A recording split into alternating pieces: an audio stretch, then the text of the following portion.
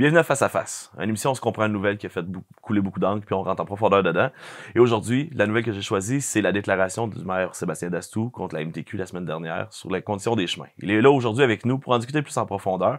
Puis si on a le temps, on va peut-être rentrer dans d'autres choses. Sébastien, merci beaucoup d'avoir accepté l'invitation. Ça fait plaisir, Pierre-Marc, d'être là. Puis comme j'ai dit en intro, dans le fond, la semaine dernière, sur les ondes de Médiaté, t'as pas attaqué le MTQ, mais t'es allé d'une déclaration forte qui vient d'une résolution que vous avez pris à la ville de faire une demande plus pesante de refaire la réfection d'une rue à l'entrée de la ville, surtout avec les carrefours giratoires qui va jusqu'à la rue de l'aéroport. Pourquoi qu'on est rendu là dans le processus? Ben, à la base, là, c'est un constat d'échec. Faut le dire, là, les rues du MTQ, les routes numérotées, ça fait dur. Okay. Ça, c'est la prémisse. Là. Quand les maires des municipalités de ma MRC m'interpellent pour me dire hey, on a de la misère à venir en ville parce que c'est pas beau, puis qu'on va faire une résolution pour t'appuyer, pour dire au MTQ qu'il y a quoi à faire, là, on peut pas laisser ça comme ça, ben je vais te dire, je dis attends là un peu, là, je vais faire une première résolution ville, puis vous appuierez ma résolution, il faut que ça vienne de nous autres en premier, tu sais. Mais tu sais, bon, je suis conscient qu'on a eu un hiver qui a été difficile, je suis conscient, tu sais, on le voit aussi en ville, on le voit partout, il y a des routes du MTQ, il y a des routes municipalisées, mais ça reste que ça a été une grosse hiver, ça a été difficile. Ça reste que, bon, on a un passif de plus de 60% des chemins en Abitibi-Témiscamingue qui sont usés. Les budgets, ils ont beau dire qu'ils augmentent les budgets, là, mais l'inflation, ils augmentent en bas de l'inflation. Fait que ça fait pas plus d'argent. Là. Ça coûte plus cher pour faire des réparations. Puis il faut pas juste être dans un budget de réparation, faut vraiment faire des réfections totales présentement. Là. Puis on a l'impression c'est qu'il s'en fait beaucoup dans le coin de Rouyn-Noranda, il s'en fait pas mal à Val-d'Or, puis quand arrive le temps de faire chez nous, retourne à Rouen, puis retourne à Val-d'Or, tu sais. C'est choquant.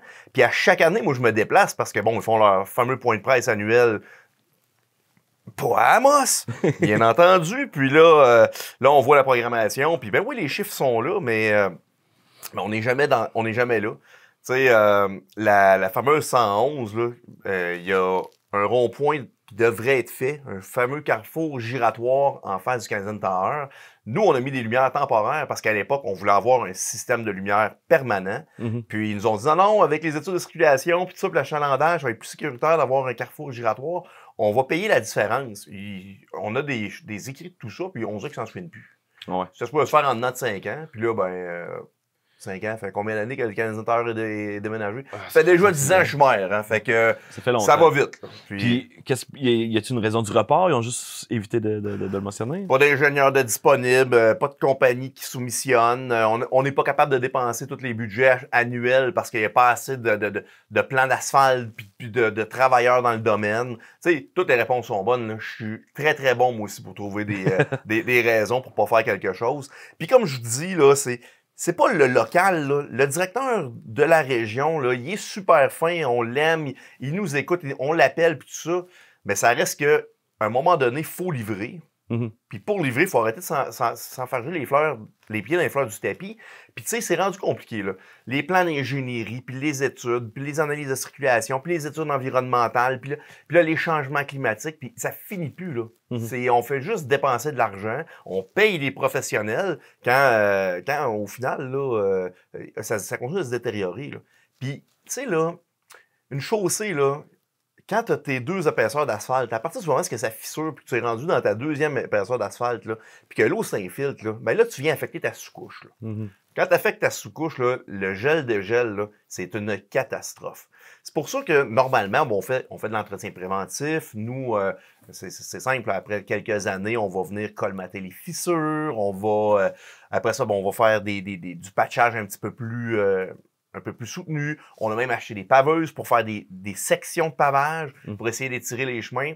Je vais tout de suite rentrer dans un exemple là, qui est concret, là, parce que je le connais beaucoup mieux. Mais la 4e avenue. 4e avenue, là, ça a été fait... Moi, ça fait 18 ans que je suis à Amos, puis je pense qu'elle a été faite 1 an ou 2 avant que j'arrive. Okay. Fait que grosso modo, là, elle a été refaite il y a 20 ans. On n'a jamais refait l'asphaltage de cette rue-là. On a fait beaucoup d'entretien. On a essayé de l'étirer. Ce chemin-là, quand il a été fait il y a 20 ans, les canalisations ont été faites, la sous-couche a été faite. C'est vraiment bien fait. Là. Ça a été bien fait, c'est vrai. Mais 20 ans, la couche sacrificielle d'asphalte, c'est normal qu'elle doit être due pour être refaite. Avec les coûts d'aujourd'hui, l'année passée était prévu dans notre budget. On était supposé de faire l'asphaltage complet de la 4e avenue. C'est sorti 32-33% plus élevé que ce qu'on avait prévu. Fait qu'on a décidé de pas le faire. On s'est dit, ben c'est sûr que peut-être qu'ils ont des carnets de commandes vraiment trop élevés, comme le ministère du Transport nous dit. Et là, ils sont bien prêts d'en faire des projets, mais ça reste que, bon, s'ils les font en sur-temps, en manque de matériel, si tout coûte plus cher, c'est normal qu'on paye plus cher. Mais on était capable de les tirer une année de plus, fait qu'on a retourné en appel d'offres cette année. Puis là, ben, cette année, l'appel d'offres, il est sorti correct, un petit peu plus bas. Et on a rajouté quelques petits tronçons puis tout ça. Mais on savait qu'après 20 ans, il fallait le refaire. Puis là, les gens, ce qu'ils disent, ça a mal été fait. Ça n'a pas mal été fait. De l'asphaltage, 20 ans, c'est correct. Des canalisations, ça devrait durer 45 ans. Quand on a refait Amos S, les canalisations n'ont pas duré 45 ans. On a refait 4 rues il y a 3 ans parce que les canalisations étaient finies. Puis les rues, ils ont travaillé puis se sont usées pas en couche d'usure d'utilisation parce que les canalisations souterraines ont brisé le dessus. Fait que voyez-vous là... Les réparations que vous avez faites récemment avec la canalisation en dessous, on redéfait la route? Ça non. En fait, à l'époque, là, il y a... Parce que il y a longtemps. À moi, ça, c'est peut-être une trentaine d'années. Ces rues-là n'ont pas 45 ans. Ouais. Fait qu'à l'époque, ça n'a pas été... On le sait que ça n'a pas été très, très bien fait. Il y avait déjà des anomalies, puis on les a suivies d'année en année. Moi, quand je suis arrivé à l'Hôtel de Ville, ça fait 10 ans que je suis maire, ça fait 16 ans que je suis là. Et quand j'étais conseiller municipal, je m'occupais des infrastructures. Puis on faisait du suivi, puis on savait que ça avait travaillé beaucoup. Puis c'est pas normal que ça avait travaillé comme ça. Okay. Fait qu'on savait que on ne pouvait pas juste faire une couche d'asphalte de surface, comme on va faire avec la 4e. On savait qu'on allait devoir tout recommencer à zéro, c'est-à-dire excaver pour changer les canalisations. C'est-tu dans les plans de continuer le reste? Parce que je sais que vous avez fait, je pense, la rue des Ormes, la rue des Cèdres, ces environs-là. Y en a-tu d'autres qui s'en viennent cet été? Pas dans ce coin-là. Non, ça a coûté au-dessus de 5 millions. La capacité de payer des citoyens d'Amos est à côté. On a... tu sais, je comprends là, qu'il y a beaucoup de tronçons qui sont maganés. Là, je faisais des jumps sur des bosses dans ce temps-là quand j'étais kid. Je peux utiliser les mêmes bosses pour faire encore des jumps. J'en doute même pas, mais tu sais, on a une dette présentement qui avoisine 53 millions. Je pourrais faire 53 millions d'asphalte puis de canalisation encore à Amos, ça sans problème. Là. Mais j'ai pas l'autorisation du ministère des Affaires municipales d'augmenter la dette plus que ça. Puis quand j'augmente la dette, ben l'intérêt sur la dette puis le remboursement de la dette fait que faut que j'augmente les taxes. Fait qu'il faut être responsable puis il faut choisir nos projets. On attendait de voir les nouveaux programmes avec les subventions qui sont malheureusement faméliques, c'est-à-dire qu'on s'attendait d'avoir des montants plus élevés que ce qu'on a eu. Ils n'ont pas considéré l'augmentation des coûts, d'inflation. Ce qu'on reçoit de la TEC présentement, qui est la taxe sur l'essence, c'est l'équivalent qu'on recevait il y a 20 ans. Là. OK. Fait qu'on s'entend, là, c'est difficile de naviguer au travers de tout ça puis de faire des travaux. On est extrêmement conscient qu'en ville, il y a des travaux à faire. Là. Toute la rue Trudel, dans ce coin-là, il y a des canalisations à faire qui sont usées. Mais pas mal tous les secteurs résidentiels sont pas mal maganés quand on... Ouais, mais tu sais, quand je dis magané, moi, je le sais que c'est la canalisation qui est due.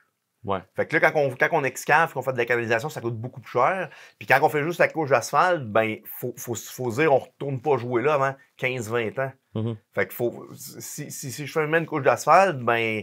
puis que je peux plus y retourner d'ici 15 ans, puis que j'ai prévu de faire les canalisations dans 5 ans, c'est un mauvais choix d'aller mettre de l'asphalte là. Je vous donne un exemple. La 3e phase de la Première Avenue. La 3e phase de la Première Avenue est finie. L'année passée, on a décidé de ne pas mettre d'argent dessus parce qu'on espérait, avec la subvention de la TEC, faire la 3e phase. Si on fait la 3e phase, qu'on excave, qu'on change les canalisations, ben ça me sert à rien de mettre de l'asphalte, puis après ça me faire dire « Hey, vous avez mis de l'asphalte l'année passée, bel job, gang de champions. » Là, vous enlevez l'asphalte neuf, puis vous allez jouer dans les canalisations. Mais d'un autre côté, il faut aussi que ça soit carrossable. Là, c'est dangereux, là. C'est dangereux. Mais là, j'attendais de voir combien on allait avoir de tech, puis visiblement, à 3,9 millions de tech sur 5 ans, quand c'est un projet de plus de 9 millions, on s'entend-tu là que... même si j'espère, puis je veux le faire, puis je veux finaliser le centre-ville, j'ai pas les moyens financiers de le faire, tu comprends? Ouais. Fait que là, on fait quoi, là? Est-ce qu'on refait un asphaltage, puis on dit, ben, on va finir le centre-ville dans 15 ans? Ou en sachant très bien que les canalisations sont finies, là. Ou on se dit, ben, on fait de l'asphalte, puis on verra, quand ça va péter, on ira faire des interventions, puis là, on va être obligé d'aller faire des carrés, puis aller briser ce qu'on a fait. Fait que, tu sais, mais la vérité, c'est qu'on n'a pas d'argent, tu sais. Ouais. Fait que, mais c'est pas une question de capacité de réalisation de travaux, c'est pas... Mais il y en a beaucoup à faire, puis on essaie de faire les canalisations. Puis encore là, tu sais, quand je parle de canalisation, des fois, c'est des petites canalisations, des fois, c'est des grosses canalisations. Ben, ceux qu'on a vu quand vous avez fait la réfection de la première avenue, c'est immense, là. C'est des mains, là, j'ai l'impression, là. Ben, tu sais, les gros mains, là, comme là, on a fait la deuxième aussi qu'on va asphalter cette année. Là. La deuxième aussi, c'était des grosses canalisations. Puis c'était une des canalisations la plus usée à Amos. Fait que je veux juste dire, là, je vous ai parlé de la ville d'Amos. On a un plan, on a un ingénieur, on a une équipe solide qui travaille sur le dossier. C'est sûr que là, les plans d'asphalte sont pas ouverts. Fait qu'à part aller réparer les craques avec de l'asphalte non, ben, c'est pas le temps froide, pour faire c'est pas ça, le temps. Mais tu sais, si on écoute, tu sais, tu t'es rentré dans un des préoccupations des citoyens qu'on entend souvent, c'est que les rues sont maganées, qu'ils sont pas belles. On a l'impression qu'il se passe rien en ville. Ce qu'on comprend, c'est qu'il y a un manque d'argent, puis il faut aller travailler, il faut aller en profondeur. Fait que Ben, ça, quand tu fais juste l'asphalte, tu peux en faire beaucoup plus. Comme là, on parle de 1,2 million juste pour faire l'asphaltage de la quatrième. Là. Fait qu'imaginez, là, pis ça, c'est une rue qui est en bonne condition, c'est-à-dire que le souterrain est en bonne condition. Fait qu'imaginez, là, faire la troisième phase de la première avenue, 8-9 millions, c'est beaucoup, beaucoup d'argent, tu sais. Puis quand on dit qu'on a un budget de 56 millions, ben c'est un budget d'opération. Là. J'ai une marge de manœuvre d'à peu près 4 millions par année, là. C'est pas... ça, c'est dans tout, là. Ça, c'est je fais un parc de plus ou... fait que on gère comme on peut avec l'argent qu'on a. Ça coûte plus cher en Abitibi-Témiscamingue pour gérer une municipalité. On a des considérations de terrain, des considérations de température. Les coûts sont plus élevés aussi. La main-d'œuvre est plus élevée. Fait que, tu sais, on fait des efforts. Là. Puis tu sais, je te parle de ça, là, je me suis pas tant préparé là, pour l'entrevue. Là. Tu sais, je te dis ça parce que je le sais, parce que je suis impliqué, puis parce que je connais les dossiers. Mais d'un autre côté, si je reviens au MTQ, parce que bon, comme politicien, je fais ce que je peux avec l'argent que j'ai, puis c'est vos taxes, là, tu sais. Puis je fais du mieux que je peux. Il y avait beaucoup de canalisation à faire, puis je peux vous dire, là, des villes comme Rouen et Val-d'Or, qui sont des villes moins vieilles qu'Amos, n'ont pas fait beaucoup de réflexion de canalisation dans les dernières années. Nous autres, là, les grandes artères ont été refaites. Là. Ouais. Val-d'Or a commencé à faire sensiblement le même genre de projet. Là. Ben, ils ont commencé le centre-ville, mais ils ont commencé à la portion qu'il n'y avait pas de canalisation. Là. Okay. Là, quand ils tombent des canalisations, on se rend compte qu'à 7, 8, 15 fois plus cher, ça va vite, là. C'est sur le budget, là. Fait que, tu sais, je pense que c'est correct, là, mais des canalisations à refaire, c'est toujours à refaire. Puis c'est pas vrai là, qu'on a un bas de laine là, de 50 millions pour faire des canalisations. Là. Non. Puis, tu sais, autant dans le cas que du MTQ, puis le manque d'argent pour faire la réflexion, avez-vous du support du gouvernement? Est-ce que vous êtes entendu par le gouvernement, les députés régionaux? Ben, tu sais, du support du gouvernement, il y a 3 programmes qui existent. Tu as le programme de la tech, comme je vous ai dit qu'on n'a pas grand-chose cette année. Moi, je m'attendais au double de ce montant-là. Puis là, après ça, quand tu as dépensé ta tech, il y a souvent des appels de projet dans un primo ou dans un FIMO. Puis là, ben, ça va payer au pied linéaire de canalisation, à l'excavation. Puis le problème dans ces programmes-là, c'est que c'est des programmes qui sont mur à mur dans le Québec avec des montants qui sont égaux pour tout le monde. Okay. Ben, nous autres, là, le souterrain coûte plus cher, l'excavation coûte plus cher parce qu'il faut excaver plus large, parce qu'on est dans le gumbo. Puis tu sais, au final, là, on a fait une étude. Là, je pense qu'à Montréal, faire 1 kilomètre de canalisation et asphaltage, ça coûte une affaire comme... tu peux avoir, ça donnait à peu près 54% de subvention. Okay. Puis nous autres, on tombait à peu près à 27. Là. Fait que ça veut dire qu'ils peuvent en faire pas mal plus que nous avec le même montant d'argent. Ben, ceci étant dit, si on revient au MTQ, parce que, tu sais, je vais juste vous dire qu'à la ville, on n'est pas en contrôle. On sait qu'il y a beaucoup de travail à faire. On en a fait beaucoup, puis on va en faire encore beaucoup. C'est sûr que si on regarde qu'est-ce qui se fait au MTQ, le MTQ n'a pas de canalisation. Là. Fait que c'est pas les mêmes contraintes. Là. Ils n'achètent pas d'eau, ils n'ont pas de service public. Là. Mais tu sais, ils ont quand même une obligation de sécurité aussi. Là. Quand tu arrives de Landrienne, c'est dangereux. Là. Le monde font du slalom, puis je comprends. Puis il y a des résidents que ça shake dans leur maison. Tu sais, il faut être responsable. Puis la ville d'Amos, c'est une ville qui est saine. C'est une ville qui a une certaine ampleur. On a le centre de traumatologie à l'hôpital. On a, on est structuré. C'est pas comme un village de 14 000 habitants, dortoir, qui est en banlieue de Saint-Jérôme. Là. On est une ville centrale qui attire beaucoup, beaucoup de monde, beaucoup de voyageurs. Puis on est au centre d'une MRC qui que les gens viennent magasiner chez nous, tu sais. Euh, Mais tu sais, même si ce serait une ville dortoir de 14 000 personnes, une route qui est pas sécuritaire et qui est dangereuse, c'est pas bon pour personne. S'il y a des accidents, s'il y a des affaires, c'est toutes des répercussions qu'il y a sur toutes nous autres. Là. Je comprends, sauf que chez nous, tu sais, on a un devoir d'attractivité, on a un devoir de... Tu sais, là, les jeunes qui viennent au cégep et à l'université, quand t'as un roulement de personnes, si t'es dans une ville dortoir avec une route numérotée, tu pars de chez vous, puis tu t'en vas travailler, puis tu vas faire ton magasinage, ton virage, tu reviens. Tu sais, je dis pas que c'est pas important. Ce que je dis, c'est... L'usure va arriver moins vite. Ben, c'est un transit, là. Nous autres, le transit est vers chez nous, puis le monde vient chez nous. On a investi de l'argent en tourisme, en culture, en attraction. On veut que le monde vienne jouer au hockey, qu'ils viennent jouer au hockey. Ben, s'ils peuvent pas se rendre parce que il faut qu'ils prennent un hélicoptère, ça fait plus de sens, là, c'est dans ce sens-là que je veux dire ça. C'est une ville qui est structurée. Les gens du Nord, les Matagami, les communautés autochtones, tout le monde vient chez nous là, pour consommer. Là. Puis tant mieux, mais tu sais, ça reste que notre moteur économique, on aura beau parler avec notre monde pour faire de la promotion puis de l'attractivité. Quand t'arrives puis c'est un champ de mine, ça te donne pas le goût d'y retourner, là. Non, c'est sûr. Fait que là, la résolution s'en vient. Ça va être signé par la Ville d'Amos, ça va être supporté. Si ça, c'est pas entendu, c'est quoi les prochaines étapes? Ça va être de continuer à faire de la pression? C'est d'amener de la garnotte, de couper des bouts, les amener au MTQ? C'est quoi? Ben, tu sais, qu'est-ce qu'on fait comme pression? Là, c'est sûr que on va attendre de voir ça va être quoi leur programmation. Le ministère des Transports travaille sur une programmation sur 2 ans. Okay. Je sais que l'année passée, on n'était pas dedans.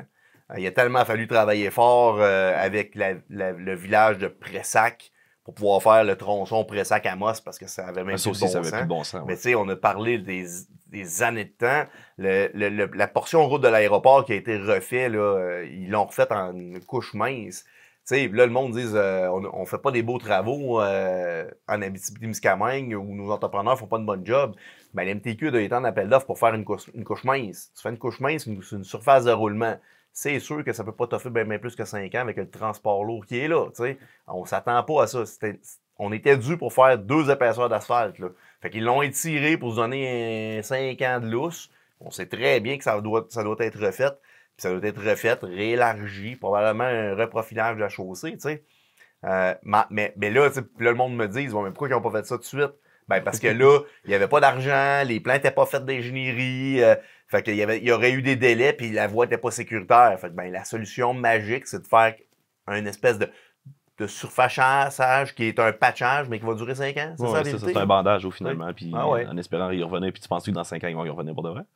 Ben, c'est parce qu'à un moment donné, ça a tout le temps l'air d'une catastrophe. Fait que... Fait qu'il faut que tu le fasses comme du monde. Là.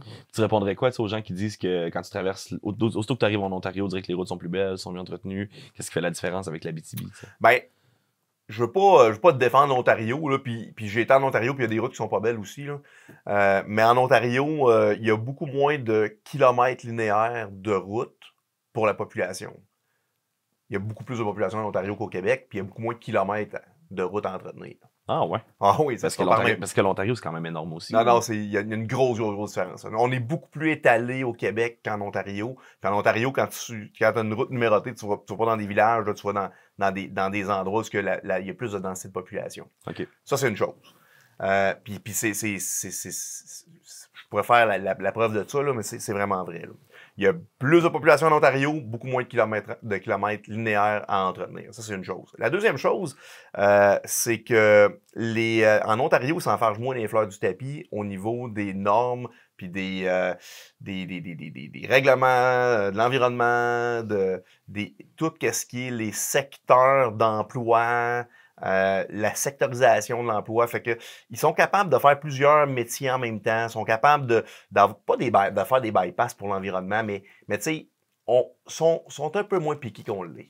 Okay. On va dire ça de même, là. Moi, je suis ingénieur, j'ai des amis qui travaillent en Ontario, j'ai des amis qui travaillent au Québec, là. Quand on fait un appel d'offres, là, c'est pas la même charge de travail au Québec qu'en Ontario. Fait que quand tu perds ton temps sur un paquet de patentes en entour, ben, t'es pas en train de mettre ton énergie sur la qualité de la chaussée. Tu comprends? Ça, c'est la vérité. Maintenant, il y a un autre impondérable qu'on a ici, qu'il n'y a pas en Ontario, c'est la ceinture argileuse qu'il y a entre Amos puis la Sarre. Cette ceinture argileuse-là, là, elle est vraiment pas commode pour les travaux. Puis là, ben, les gens vont me dire, ouais, mais c'est pas une raison, ils ont juste à investir plus pour justement régler le problème. Je comprends, mais c'est comme en agriculture, tu vas essayer de trouver... Tu ne mettras pas de la terre à portée, tu vas essayer de trouver le spot que l'agriculture fait une bonne job. Ouais, ouais. Ben, c'est un peu la même affaire. Là. On a une ville qui est bien située, qui a des esquerres, des belles forêts. Mais le souterrain, il est dégueulasse. C'est terrible. C'est une des pires ceintures argileuses qu'il n'y a pas. Et ça, c'est pas compliqué.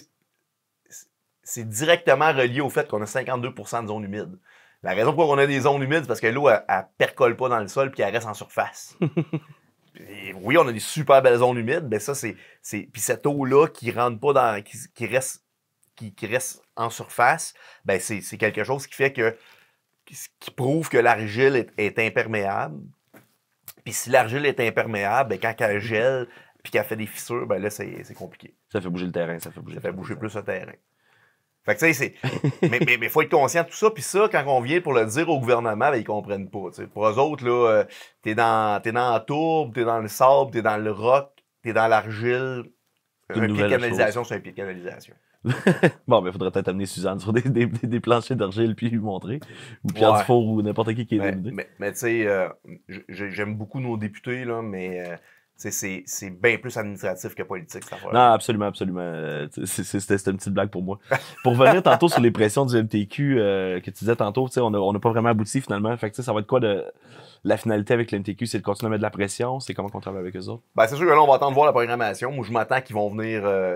qui vont venir faire au moins les réparations d'usage. Mais tu sais, l'année passée, ils en ont fait, puis ça n'a pas tenu. Là. Quand c'est rendu usé comme ça sert à rien. Là. Écoute, il y a des crevasses, ça n'a même pas de sens. C'est gênant. C'est sûr que moi, personnellement, je vais prendre mon véhicule, là, puis je vais me faire conduire, puis je vais prendre des vidéos, puis je vais continuer à faire des médias sociaux. En même temps, ben, tu sais, je suis maire, là. J'essaie de choisir mes combats, puis de pas toujours être en train de me plaindre sur tout. Parce que quand tu cries au loup, à un moment donné, t'es plus écouté. Puis j'ai encore une belle crédibilité, j'ai encore une belle...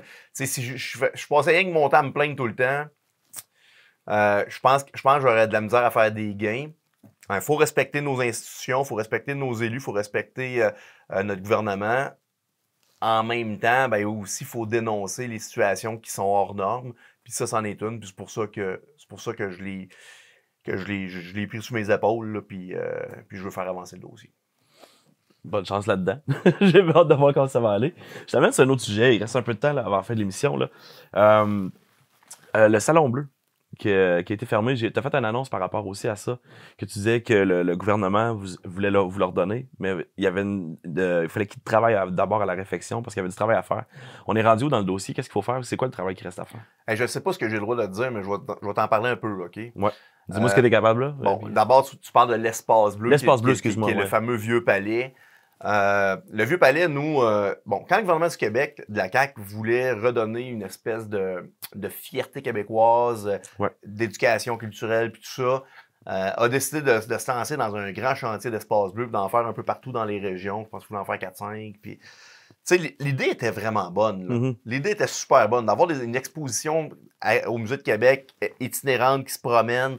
Moi, je trouvais ça fameux, je trouvais ça intéressant, tu sais. Puis que chaque région ait un peu plus de sa couleur, son odeur, puis qu'on puisse apprendre. On connaît pas notre Québec. Les jeunes ne le connaissent pas. T'sais. Puis il y avait aussi un volet plus culturel avec une salle qui était discutée, qui était vue du bon oeil du côté de la communauté culturelle. Ouais, mais ça, c'était pas dans l'Espace Bleu. C'était pas dans l'Espace Bleu? Non, l'Espace Bleu, là, eux autres, ce qu'ils voulaient, c'est faire des expositions, faire un milieu d'éducation. Nous, on tenait à ce qu'il y ait dans le projet une salle. Mais ça, c'est pour nous autres locales. C'était pas pour eux autres. Là. C'est pas tant pour eux autres de l'animer. Là.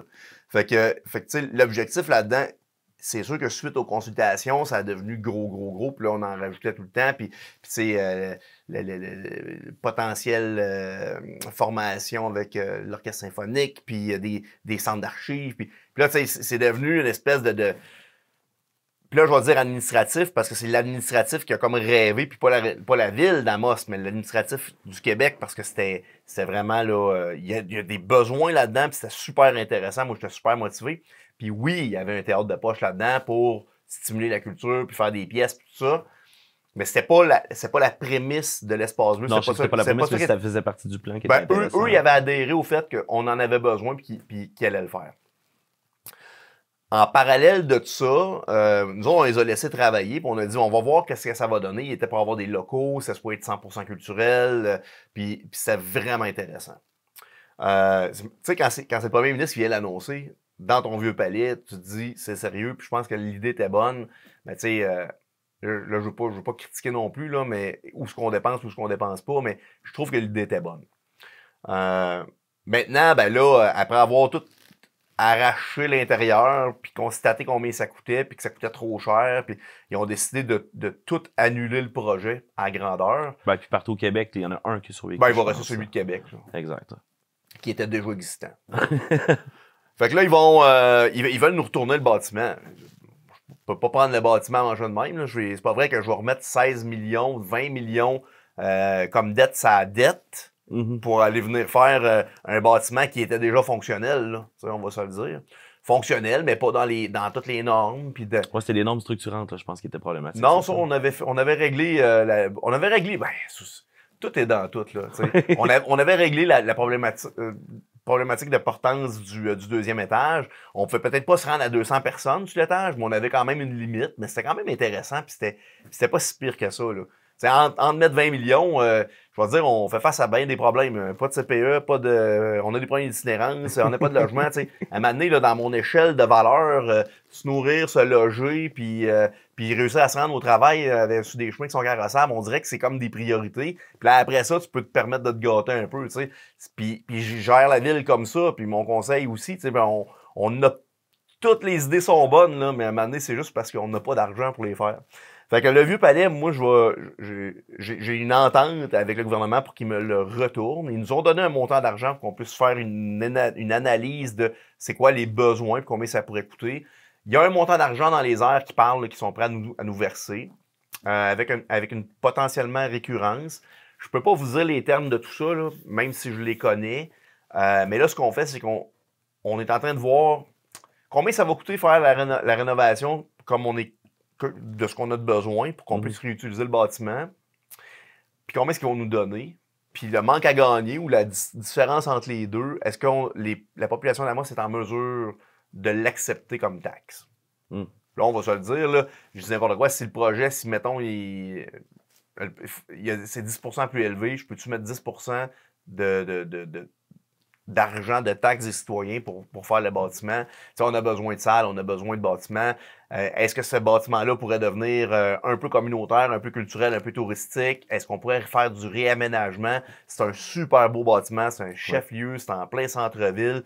T'sais, on n'est pas fou, là. On veut le récupérer, mais on joue la carte d'essayer que ça coûte le moins cher possible, que ce soit fonctionnel. Ben, ça serait niaiseux de payer pour un bâtiment que vous avez déjà commencé à travailler et ils ont juste des fêtes pour faire la job dedans. T'sais. Oui. Est-ce que, bon, eux, dans leur volonté patrimoniale, parce qu'on va se le dire, là, ça c'est une autre affaire, tu sais, c'est beau vouloir... c'est facile à Québec, en entour d'une table, là, hey buddy, le patrimoine bâti, il faudrait le rendre là, comme qu'il était, là, puis il faudrait s'assurer là, que ça reste debout encore 100 ans. Ça, c'est le fun, c'est beau. Moi aussi, tu sais, quand je prends une bière avec mes chums, là, mais dans le concret, là, tu sais, si le bâtiment, là, tu veux le faire comme qu'il était à l'époque, il faut que tu changes toutes les fenêtres, tu rechanges un rang de briques parce qu'il n'y a pas en bas de mosaïque, puis que ça coûte 3 millions de plus, tu fais, t'as peu, là. Moi, si c'était chez nous, puis que le gouvernement me disait, toi, là, ton bâtiment, là, il date d'avant 1940, là. Tu vas me remettre des fenêtres comme qu'il était à l'époque. Puis là, c'est mon bâtiment, là. Mais là, on est en train de faire ça, là. On est en train de faire une analyse exhaustive de tous les bâtiments avant 1940 pour la rénovation puis les permis de démolition. Pendant ce temps-là, je travaille pas sur l'itinérance, je suis pas en train de travailler sur les routes, tu sais, on s'entend, là. Puis là, tu sais, je me dis, fuck, OK, moi, le vieux palais, je vais le reprendre, là, mais on change pas les fenêtres, là. Ils sont corrects, les fenêtres. Ils sont pas en bois comme l'époque, là, mais ils sont corrects, les fenêtres, tu sais. Fait que c'est juste qu'à un moment donné, il faut avoir c'est beau d'avoir de l'ambition. Je trouve ça beau, je trouve ça le fun. Mais il faut prioriser aussi. Puis à un moment donné, on a une capacité de payer limitée. J'aime bien mieux, moi, que les citoyens aient de l'argent dans leur poche, puis qu'ils aillent manger sur une terrasse, puis qu'ils décompressent, puis qu'ils changent les idées. Tu sais, à un moment donné, là, la culture, le sport, c'est important. Mais en même temps, si t'as pas d'argent parce que tu payes trop cher de taxes, tu seras pas plus heureux. Fait que... C'est un combat de budget encore tout le temps. Ouais. Ben, c'est ça la vie. C'est plate, mais c'est ça. J'aimerais ça imprimer de l'argent, mais j'en imprime pas. Bon, on va s'arranger pour trouver une imprimeuse puis une imprimante pour t'arranger ça, Sébastien. Hey, merci beaucoup pour ton temps aujourd'hui. Ça fait plaisir. Pour nous, on se revoit pour un prochain épisode de Face à Face avec une autre grosse nouvelle dans pas très longtemps. Merci beaucoup et bonne journée.